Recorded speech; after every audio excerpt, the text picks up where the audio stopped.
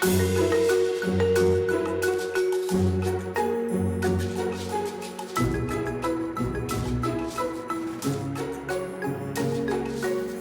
there, everyone, and welcome to the Sure IDC podcast, the show about anything and everything. This is Lucas, and let's see what topic we can get into today. We're talking about movies, songs, video games, board games, food, books, personality traits, animals, history, anything and everything you can think of. So sit back, relax, because we're just here to have a good time. Today we are doing a book review. What? I know it's been over a year since we've talked about a book, but you know what? Sometimes that's just how the pages fall, or what? That's just how the cookie crumbles. So, with this topic today, we're talking about a book that is about death, cheating death, but also not really because you could be randomly gleaned. Trust me, you'll get it as the time goes on in this episode. So today we are discussing the book Scythe by Neal Shusterman. To have this conversation with me, I have my librarian himself, Jonathan. How are you doing today? I'm great. How are you? How many times do you want to correct me? I mean, just a couple, but it's fine. Well, you might as well do it now. Well, actually, I agree with you on the title, but it's Schusterman. What did I say? Shysterman? Just Schuster, Shyster, Schusterman. Worcester, Caesar, Tysher sauce. Yes, that one. Um, Yeah. but no, yeah, Scythe. Schusterman. Did I say it right that time? Yeah. Neal Shusterman. There you go. That's the name of the guy who wrote this book. Good old Scythe. Good old Scythe. I don't know. Is it Scythe? Who knows, really, No, truly. it's Scythe. I'm just teasing. Hey, I messed up Schusterman, so, Schusterman. tomato. God, it's been a while since you've been on the show. How you been? I've been good. Yeah. Yeah. What was? I don't even know what the last episode was. What was it? The Oh, customer service. customer service. I almost said community service. I mean, same You know thing. that good old community service episode that I didn't even do. That was a good episode. You feel like that was kind of like a what's the word, a therapy session for you. Is that better now? It really was. And yeah, Good. that was very. What is it? Refreshing. Refreshing's not the Helpful. word I want, but Helpful. it was helpful. Who knows? Who knows? This episode might just be a crapshoot, but I'm still gonna air it. So you're along for the ride, folks. If you're listening to this one, We're just gonna talk, and we might throw in some Scythe here and there. yeah, So we might just throw in some stuff. You know what? I should really just do random episodes like with random people, and I'm just all like, yeah, you know what? We don't have a topic for today. We're just gonna talk about anything you want to talk I'm about. surprised you haven't, considering the premise of your podcast I know, is right? talking about whatever. Talk about whatever. But there's just something about my theater mindset that's just like, no, it has to be structured. There has to be a topic of conversation. It's the So, director in you. yes, the director and me, because sometimes you can just be like, "See what I want to talk about," and then it's like chirp, chirp, chirp, chirp, and you're like, "All right, this is great." You know, I should know the podcast should turn into that. Really, it should just be like me talking with random people that I don't know about random stuff, and then if they're silent the whole time and it's just a very awkward episode, still air it. Yes, 30 minutes of silence. 20 minutes of silence. Maybe like, hey, are you okay? Like, is everything okay? Yeah. Okay. Okay. Okay. Okay. We're still here, just in case you haven't heard us breathe or anything. Yeah. How's the weather treating you? Oh gosh, I swear this weather is ridiculous. Don't even get me started on that. It's all like heat wave. It's But excessive. to be honest with you, not saying we're down a rabbit hole already, but what the heck not? You know how people, in movies and it's the common, and I might have even mentioned it on an episode at some point in time in the 3 years that I've been doing this. uh you know that common phrase, everyone knows, oh, when there's nothing to talk about, everyone talks about the weather. I truly didn't know that was an actual thing until I started actually becoming an adult and seeing people or being out in the world where you see someone and literally the first thing they bring up is the weather. Oh, how about that weather out there? Yeah, it's a thing. And It is like really a thing. you really notice it when you're working with like customers cuz like if there is ever a pause, they just immediately start talking about the weather. I'm like, "Yep, Hmm. had this conversation 10 times today." I mean, but what do you really say about it? Like, oh yeah, it's a doozy. It's just an acknowledgement of something that cuz like with small talk you want to try and kind of connect with someone and you don't know what there is to connect with. How about the weather? Everyone is experiencing the same weather in the area, so That is true. That is true. But then, like, you can like dive deeper into like what type of weather they like season they like, what's their favorite time of, what's their favorite holiday. You kind of expand on that. yeah, But it's a conversation opener. yeah, I mean, but it only happens like really when it's either really nice outside or like really horrible outside. But I guess at the same time, like, isn't that one or the other? Like, there's never like a mediocre day. Like, I feel like it's either someone says, "Oh man, it's so nice outside," or there's someone that says, "Oh gosh, it's so bad outside." Like, there's no like, "Oh yeah, it's an okay day weather wise." It's like, nothing to complain about. It's because if there's nothing to like delve deeper into, there's no point in talking about it. I guess that's true. Anyway, That's speaking what. of talking about things, the That's what book. this So, gotcha. This episode's actually about weather. Gotcha hooked. I should have picked it. We should have picked it. We should have picked a different book title. Something that everyone knows and loves, so they could click on it. And then here we are, just talking about weather. The Bible. Book review. The The Bible. Bible. Listen to this 20-part series. What's your rating on the Bible, Lucas? I'd give it no. Oh my gosh, that is hilarious. I like that. All right, so book. So this book, if you're just now catching up with us, Scythe by Neal Shusterman. Did I get that right? Yes. Yes. You recommended this book to me. I read it slash listened to it. But how and when did you hear about this book? Kind of tell us a little bit about your history with the book. It was recommended to me by Emily, who's been on the podcast a lot. Yes. Um, She's been on a while, but yes. we got the books for her husband to read, and I don't think he's read them yet, but she has read them. She told me to read them, and like that was I don't know how long ago that was. It could have been last year, it could have been 2 years. Time is weird for me. Gosh, really? But So recently. yeah, Okay. and they're just they're really good. They're not what I expected at all. Yeah.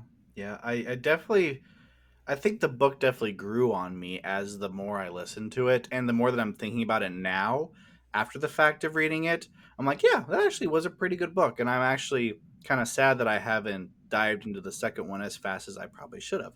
But but yeah, it was published in 2016, so it's actually been around a while. And it is the first of a 3-book trilogy. Correct me if I'm wrong, but I think that's it. But we're only talking about the first book, as I have not read all the others so far. But the second book is called Thunderhead, and the third one is called The Toll.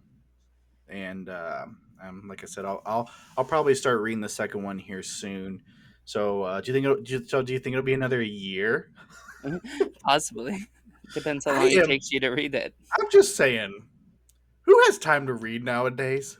No one. I don't even have time to listen to an audiobook, let alone read an audiobook. Or read a book. You can't read an audiobook. It just depends on the type of person you are. I'm in my I guess 40s so. for the year. My You've sister oh is my like probably near 90 books this year. So Like how? But like how? Like I just want to know how. Like you just go home straight from work and sit down and read something? Um, so I listen to audiobooks in the car. I read at home. I read on my phone at work when we're slow. Don't tell my boss. Just kidding. She knows. Um, so it's Hmm. just that's what I love to do. Yeah. I mean, So I guess if you love it, you know, people like watching movies, so they watch movies. People like reading, they read. People like playing games, they play games. So, I just there's just some. Have we done an episode talking about the difference between audiobook and reading a book, or have we just talked about it a little bit with book episodes?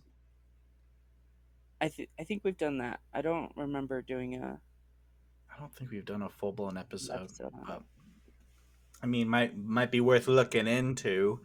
But I mean, there's just something about an audiobook, and I for sure can't sit down and read something. I mean, maybe if I read like right before bed, but then I also fall asleep and the book's like on my chest or I'm tearing it up because I roll around forever. So it's like I really do need to get better about it. But I am a horrible reader, and I'm not a horrible reader, but like I'm a horrible reader.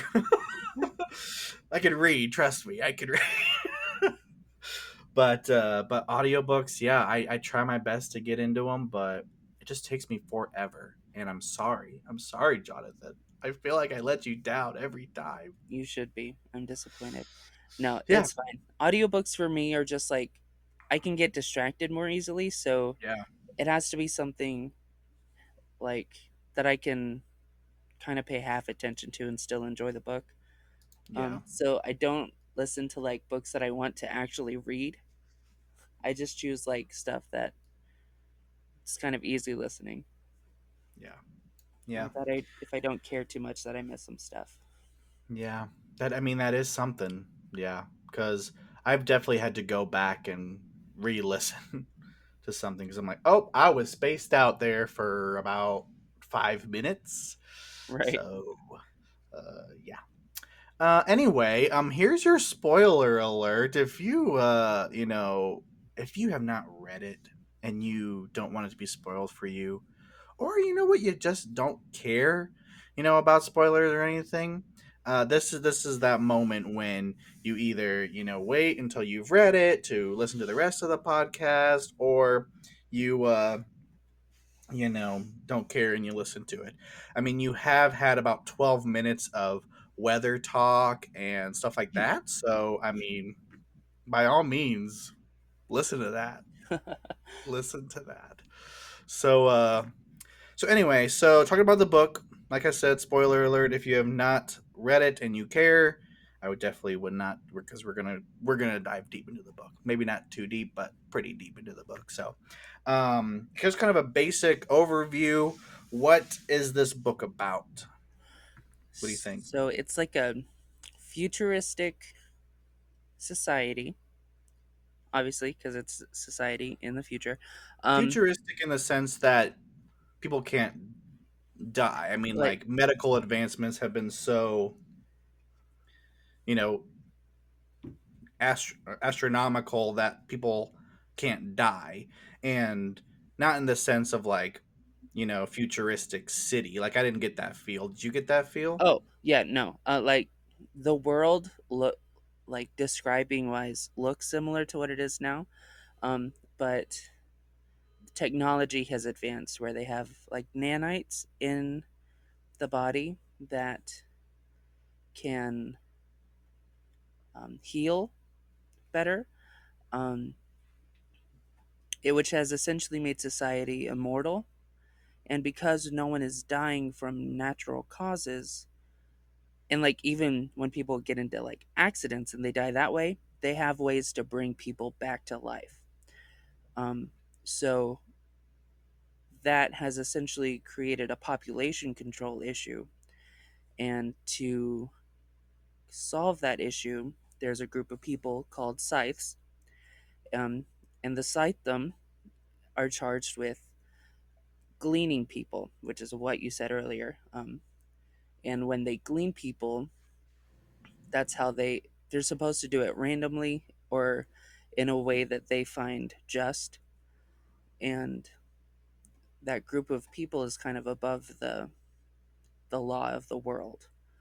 Um, Which is an interesting aspect or, moral conversation to have. Like, why take away natural selection or randomness to just incorporate randomness? Like, it's, you know what I mean? right. Well, Like, oh, someone dies in an accident, someone, dies of natural causes, someone dies of whatever. Nope. We just bring them back to life or whatever, and then we kill someone else randomly. right. And that moral question is part of the main plot of the book. Like, Mm-hmm. that becomes a overarching thing. Um, but they also try to explain away in the book how um, people were still living longer than they normally would in our society now, kind of Yeah. thing. I just want to let you know, I want to point out that supposedly in the books, the year is 2042. That's only like 20 years away. Yeah. Technically 19. It's crazy. And I don't think we mentioned it, but you kind of did a little bit. But not only do they just not die, but they're able to I think they're able to reset their physical age, right? Yeah, it's called turning or something. Yeah, it's called turning. That's what they call it.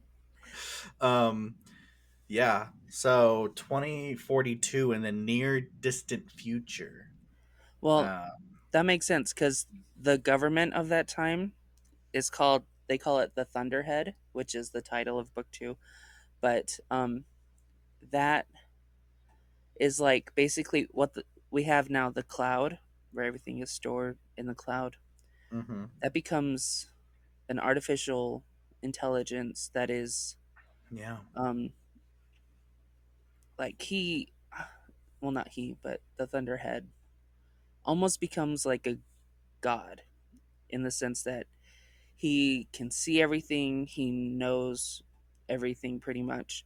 The only area that he's not allowed to see or have any part in is the scythe, the scythedom.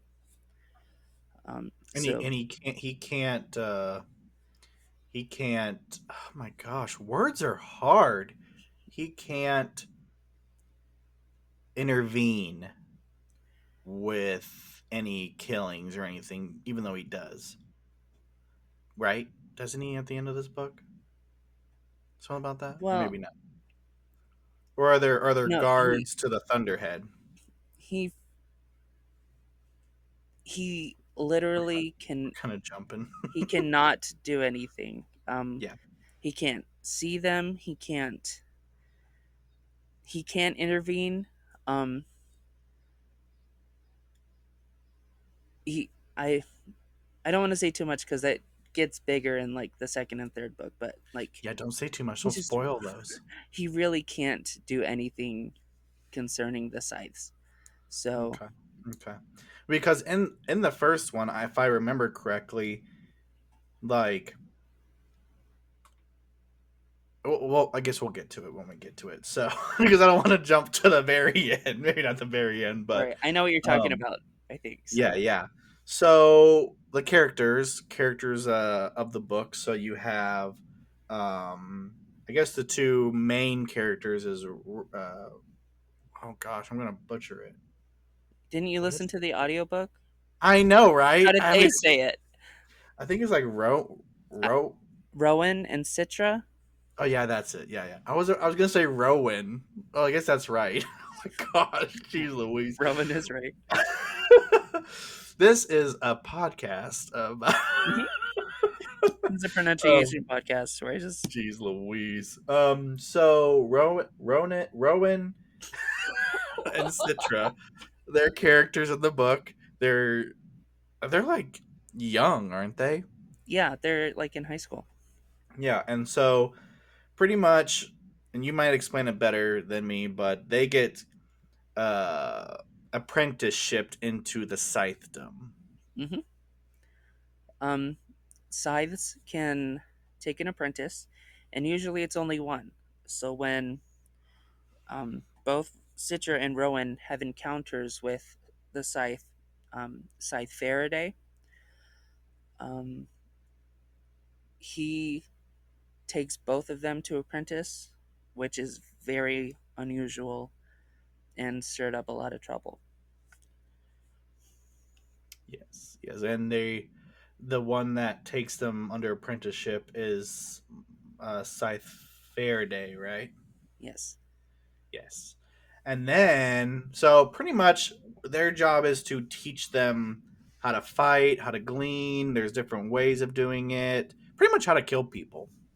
Yeah, pretty much. They're learning to be efficient. And that's something that Scythe Faraday is trying to teach them is like, it's because there are a lot of other scythes that would be a little more violent and aggressive, but he's trying to get them to understand it's just like their job. They shouldn't take pleasure in it, kind of thing. Yeah. Yeah, it's their job. They shouldn't actually enjoy it, which is kind of, there's just like in anything, there are different people in the scythedom that, you know, think that they're more powerful than others, think that they're, a god in a sense, stuff like that. So, yeah, he kind of teaches them that it's your job. You don't need to enjoy it, or, and you need to do it mercifully, whatever, not, you know, torturing people or in an unhumane way, I guess. Hmm.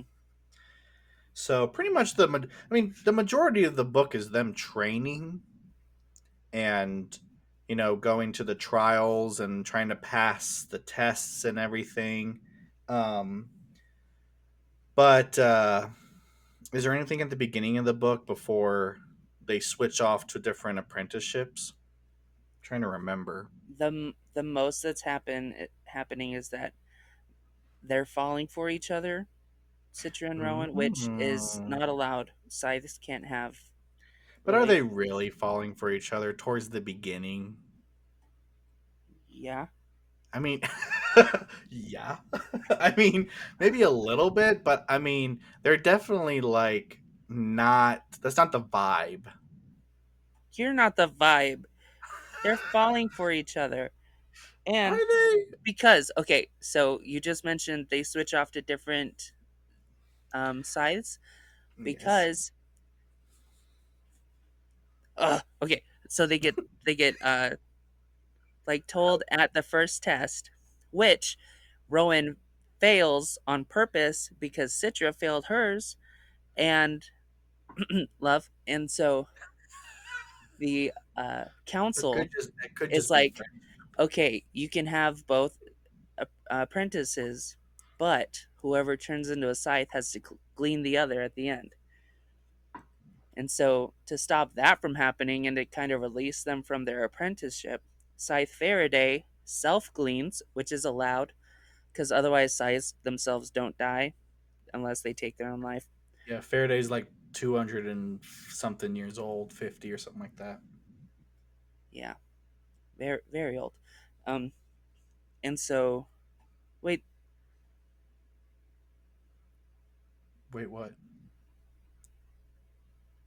nothing. Did I- I got distracted by the Oh, age thing. Um, what was I wrong? I don't think so. Okay. But what was I talking about? So one of them has to glean the other, so he He kills uh, himself, kills gleans himself so that himself. they kind of get released from their apprenticeship. And the night he does that, they kiss. Therefore, they're They falling for do? each other. I don't remember this. Yes. If I don't remember it, it didn't happen. Okay. So pretty much it doesn't end their apprenticeship. It just makes things 1,000 times worse. So much worse. He should have just let them glean each other or Right. glean one or the other. I mean, I don't even know what happens in the rest of the books, but I can only imagine how it goes from here. Um, So bad. yeah, yeah. Thanks, Faraday. No, just kidding. He's really nice. I really like the character actually a lot. I was kind of really sad that he gleaned himself. It's Um, really all his fault. yeah, it really is all of his fault. If he didn't just glean himself, he would. If we just stuck with it, anyway. So pretty much that happens, and they get switched off to different sites. One, Citra goes to Marie Curie, and Rowan goes to Goddard. Right, that was his name, Hmm. Robert Scythe Robert Goddard. Goddard. So of course, Madame Curie's like this famous Scythe, like the it says the Grand Dam of Death. So like she's like hardcore parkour. Um and but she's really nice. I like the character too. Like she's nice. Oh, I love her Um character. yeah. I'm guessing she just gets better and better in the next books. Um and then like I said, Rowan goes to Goddard, who is literally the bottom of the barrel, scum of the earth, just stupid man. I like that No, he's description. pretty. I mean, I think it's accurate. It is. He's pretty much he's narcissistic. He thinks gleaning is a game.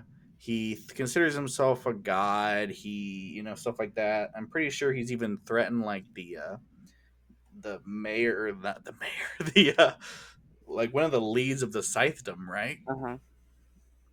So pretty much he teaches Rowan to be ruthless and not care about anything except, killing and yada yada yada. While pretty much Citra the whole time is like still learning from Madame Curie, but like worrying about Rowan and trying to figure out if Faraday really killed himself or not. Yeah. She is. That's what she is trying to do. Kind of is discover like if that really happened. Yeah, The way people say it did. But she can't find any evidence because the Thunderhead is not allowed to record scythe activity, and because he was a scythe, like what really happened could not be seen. yeah. Unfortunately. So I'm trying to think when. So they split. They kind of do some more training, but more intense. Um, is there anything that happens before the next big reveal? I can't really remember. I mean, other than like Rowan, like gleaning a bunch of people, like mass gleaning. So yeah, it's really Goddard and his like group of scythes that follow him around do Mm-hmm. mass gleanings, which like one is a whole airplane, one's a mall food court. Those scenes are oof, there were a lot. Um, Yeah, Not like graphic, but just like the idea of it is awful. yeah, Um, and so Goddard, in training him, also like turns off his like pain nanites so that because yeah. like the That's nanites right. can reduce pain, and he turns Mm-hmm. those off, and they like beat him, and they pretty much turn him into this killing machine. Um, Yeah, it's really awful, but yeah. Because he's really a good guy. right, like he He's never just wanted to be a scythe. Yeah, he's just Oh, yeah. I guess we should have mentioned that. They don't want to be scythes. They're just picked randomly, right? Yeah, they were not thrilled with the idea. Yeah, yeah. They didn't want to leave Well, I guess they also say that if you are a scythe, isn't your family They're saved from gleaning? immune. Yeah, Yeah, they have yeah. immunity. So pretty much killing machine. Uh, and then Citra becomes kind of like suspicious of Faraday. Maybe not gleaning himself. Maybe she thinks that he was maybe murdered, and so she kind of investigates. And don't they like try to stop her? Mm-hmm. Even though technically you would think that they did have something to do with it, with killing him and everything, with how the book goes. But really, why would they try to stop her? Um, I'm trying to remember. Also, her last name is Terranova. Isn't that just awesome? Yeah. Citra Terranova. Yeah. Because, so I'll just say it. So Faraday did not glean himself. He just ran away to some. Where did he run Oh, away to? oh no, I remember. So Faraday. So all sites keep a journal for their activity. Oh, that's right. It's kind of like part of their mandate. They have to do this.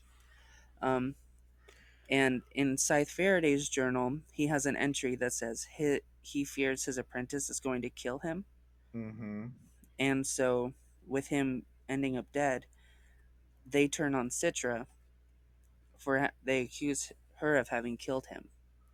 Yeah, And they're at this like really tall building when they're that's having this right. discussion, and she just eats herself right off the building That's right. and is I rendered what they call deadish because it's not dead, it's mean, deadish because the revival centers can bring them back. and that's when the revival people come in, and the Scythedom is all like, "No, she's a traitor. We need to arrest her and charge her." And da da da. And they're like, "No, you don't. She's dead, ish." Right. And then they take her to, a place where the Scythedom can't get to her, right? Yes, and I think this is the part you were trying to get to earlier, where this is when the Thunderhead speaks to Citra Yes, when she's once she's rendered herself deadish. He can like there's like a because she's not a Scythe anymore. yeah, what's it called? She's Uh, a what's it whole called? like like in a contract where's there's like a what's that word? I have no idea what you're talking about. A contract. He can like work around it. There's a I can't think of that word. loophole. Loophole. That's the kind of hole I was talking about. That's that kind of loophole. Uh, Um, yeah, so he gets from through the those days. loophole of him not being Hmm. able to talk to anyone with the sight thumb because she's deadish. Yeah. And the Thunderhead gives Citra a name. I don't remember the name. It's super basic. It's like George or something George. Yeah. or Gerald. I think it's Gerald. Um, and so when she wakes up, she talks a bit to Scythe Curie, who is there with her, and Scythe Curie tells her that um, she was Scythe Faraday's apprentice, and she was the one he was talking about in his journal entry. But she obviously didn't kill him, and they were actually lovers after the apprenticeship ended, which is illegal Mm-hmm. inside them. Um, Mm. and so Citra goes to find the guy the Thunderhead told her about, um, Gerald. I'm calling him Gerald till I find his name. Haha, it is Gerald. Gerald Vandergans. Gerald Vandergay. It's not a basic name. That's weird. Um, No, so she finds him, and it's Scythe Faraday because when you become a Scythe, you choose a new name, like someone from history. that's right. And so Scythe Faraday's real name is Gerald Vandergans. Vandergans. And so that's like like where the third part of the book begins. Mm-hmm. Um, because he resumes her training.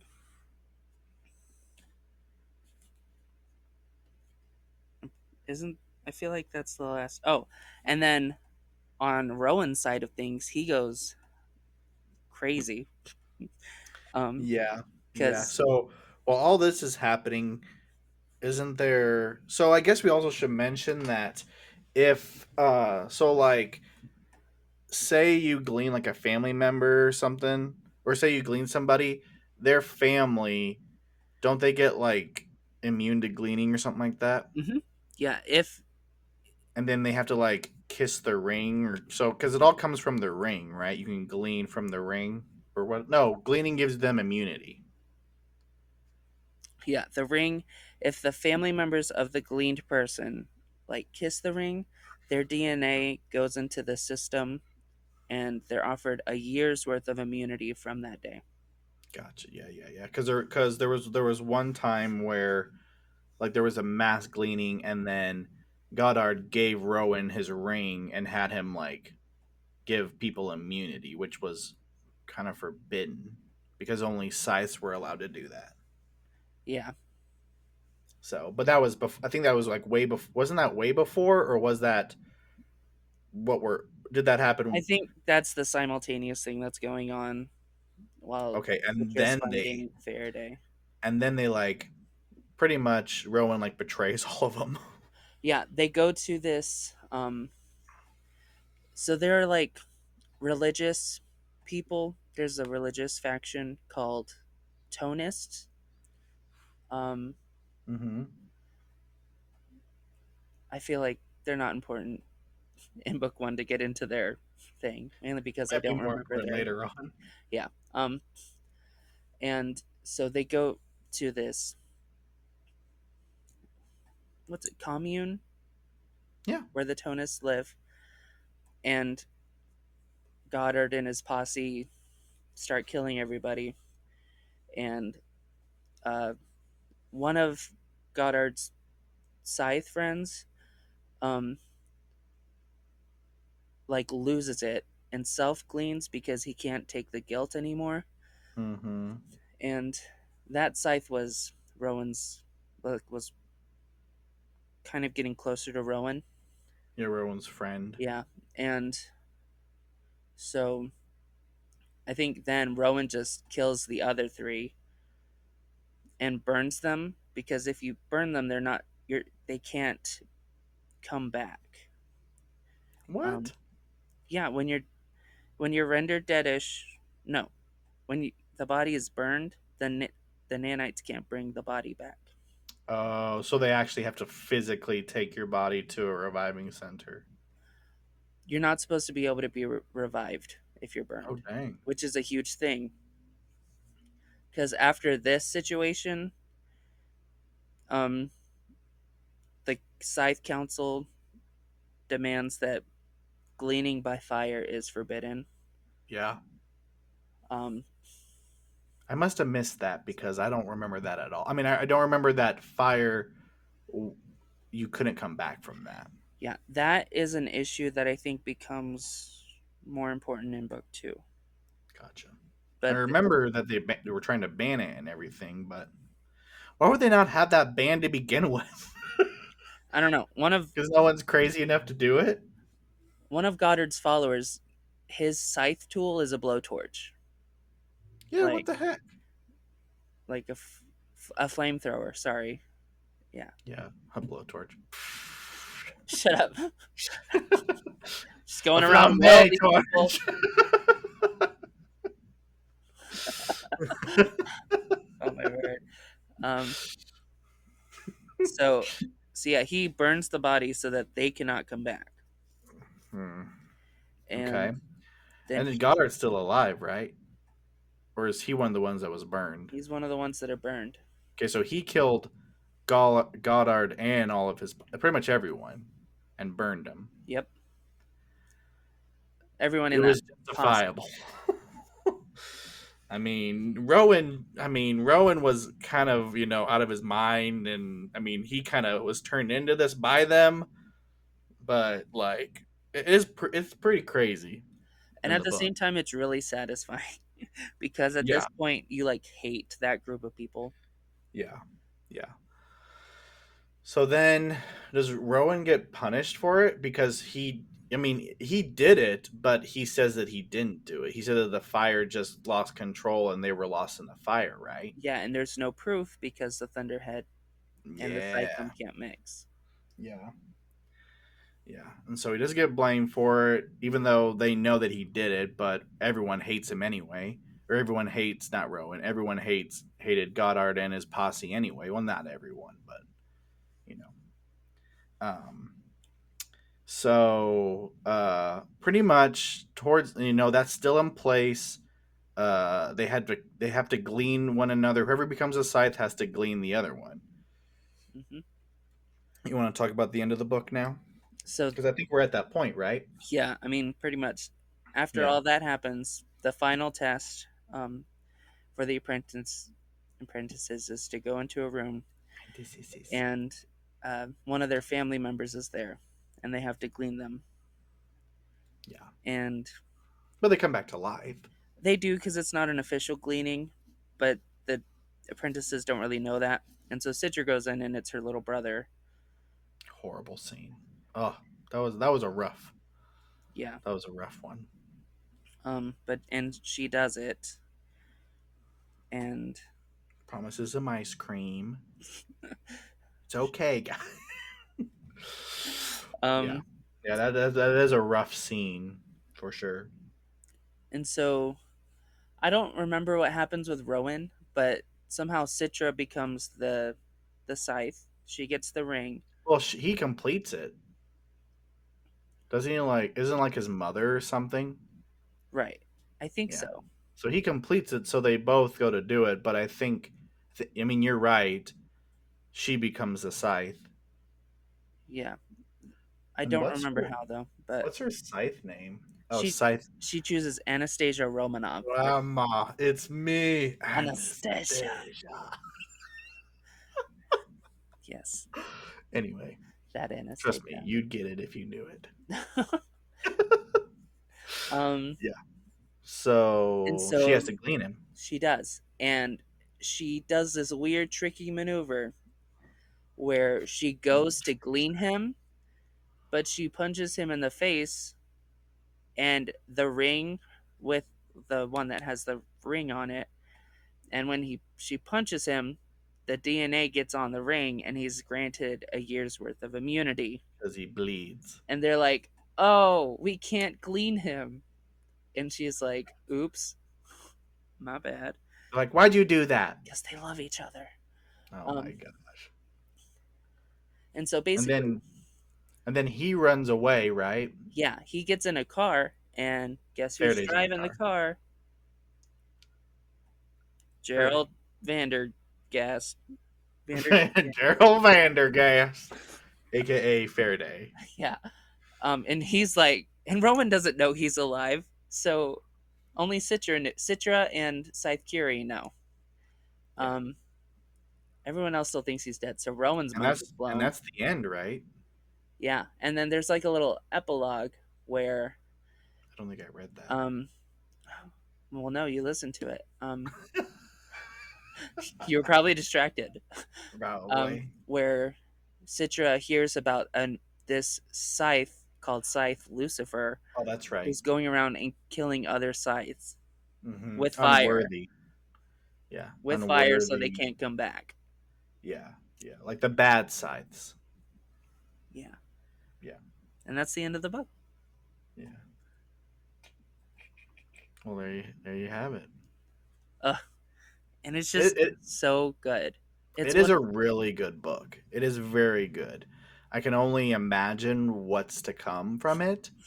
And how dark it gets. I mean, it gets pretty dark in the first one, but I mean, but like not dark in like the Invisible Life of Addie LaRue dark, but like this book is like about killing people. I mean, yes, they say gleaning. I don't think they ever use the word kill. um, I I mean, think they might to explain it, but I think they use it in terms where people aren't gleaned, because like gotcha. they're not allowed to kill, but they can Yeah, glean. yeah, Um, yeah. so I think that's the only time they ever use that term. Yeah.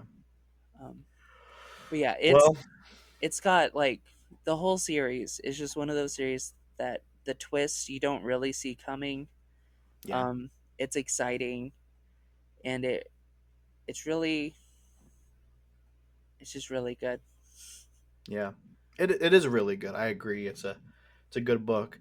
What is your rating for the book? I would say 9. 9? Yeah. Oh, I can't even, is it the better book of the three? Ooh. Uh, I mean, you can't give it a 9 and then have it. I mean, there's no 11. I don't know that I have a favorite. Like the whole Um, series to me, if I had a favorite, it would probably be the second one. okay. Okay. Um, So you're giving it a 9. for the ending, because like I told you, I couldn't breathe at the ending of the second one. Yeah. So That must be pretty crazy. I'm giving this one a 7. like, The silence. The silence speaks. I mean, Do you like my rating? I mean, it's fine. I It's better than your rating for cats, so yeah, it's good. don't even know what my rating for cats was. A It was like 4? a 3. Oh, a 3? Hey, it went up one. Yeah, yeah. I mean, I give this one a 7 because it was a good listen. I enjoyed the book. Great characters, great plot, great story, great twists and turns.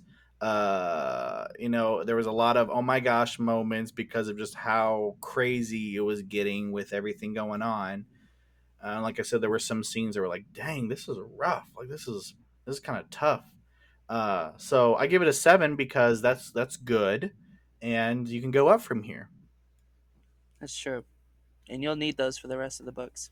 Yeah, yeah. So I'm expecting high expectations for the book, so for the second one and the third one. So There's the Thunderhead, then the Toll, and then recently he released a collection of short stories called Gleanings, mm, and it's really good. It's one of the best like side books I've ever seen. So ever read. really, hmm. Yeah, I will have to check that out as well. I will check when I read the third one. I will read that one after that, and then we'll put it all in the same episode. yeah, So, all right. Well, any last thoughts on anything? man, it's so hot. Yeah, that weather. That weather though. That weather, though. What are you gonna do? What are you gonna do? But No, Scythe by Neal Shusterman. It's an award-winning book. You should read it. I think it is an award-winning book, actually. Like he's not lying. Do I ever lie? No. Let's see. New York Times best-selling. Michael Prince Award for Excellence in Young Adult Literature. Did he? Has he written anything else? I mean, obviously, but like Um, that you know of. he's written a lot of stuff. He's Uh, written a lot of stuff. I have another one of his books called Dry. I just Huh. haven't read it yet. It's a standalone. Hmm. Oh my gosh, the front of this book has so many books that I cannot read them all. The front of this book has so many books. Because you know how like books will have also by this author. Oh yeah. There's like one, two, three, four, five, six, 7 different series, and then a list of Dang. standalone. So he's written a lot. Okay. He's a popular young adult author. Young adult, is that right? Yeah, young Yeah, adult. I'd say that. So, this is definitely a good book. I highly recommend it. Hopefully, you've read it or audiobooked it. Let us know what you think of the book, either on the comments on YouTube or Facebook or wherever you want to let us know what you think about this book. So, I'm excited to continue and read the next one in the series. So, thanks for being on the show, Jonathan. Really appreciate it. Thanks for having me. You're welcome. And thank you for listening, you listeners out there. Shows come out every 2 weeks on Thursday, and you can follow me on Facebook and YouTube. Let us know what you think of this book series, but no spoilers. No spoilers. So thanks for listening. Stay safe out there, and remember,